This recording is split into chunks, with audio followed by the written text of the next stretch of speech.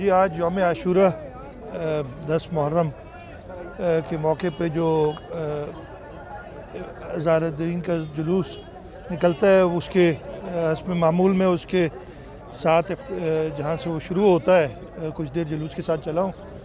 इस साल कुछ ज़्यादा ही तकालीफ जो देखनी पड़ी हैं बरसात की वजह से, लेकिन मैं ख़ुद मेरे काबीना के वज़रा जिनको हमने यहाँ ड्यूटी दी हुई थी, सईद गनी, वकार, राशिद रबानी साहब, मुर्तज़ा वहाब, मुकेश चावला, ये सारे रात को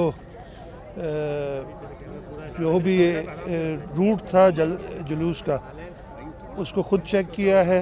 अभी भी जहाँ पे इसका इख्तिताम होना है वहाँ पे पानी कुछ मौजूद है, लेकिन इंतज़ामिया लगी हुई है और पूरी कोशिश है कि इंशाअल्लाह ताला जुलूस को कम से कम तकलीफ़ आए और अज़ादारीन जो है वो अपने मातमी जुलूस जो है ये खैरियत से अपने अख्ताम को पहुँचे इंशाअल्लाह ताला। हमने कोशिश की है। देखें बारिश कितनी हुई थी, लेकिन मैं मुंतज़मीन का बड़ा मशकूर हूँ कि उन्होंने समझा है मसले को।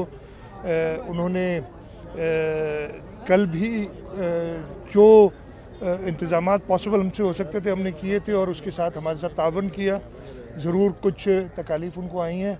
आज मैं ये तिब्बत सेंटर और जहाँ पे ये ज़ोहरैन नमाज़ पढ़ते हैं वो सारा इलाका अभी देख के आगे मैं खरादर तक जाऊँगा वापसी में। ये इलाका तो अल्लाह का शुक्र है कि साफ़ है। अल्लाह करे कि बरसात ना हो आज के दिन और आगे भी बरसात कुछ दिन ना हो हमारे यहाँ, ताकि ये सारा पानी निकल सके। लेकिन उनकी जो कंसर्न्स थी वो जायज़ थी।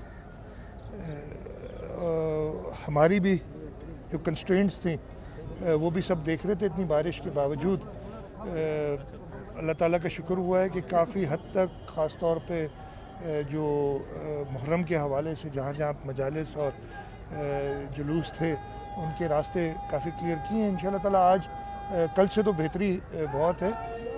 जो आखिर में जुलूस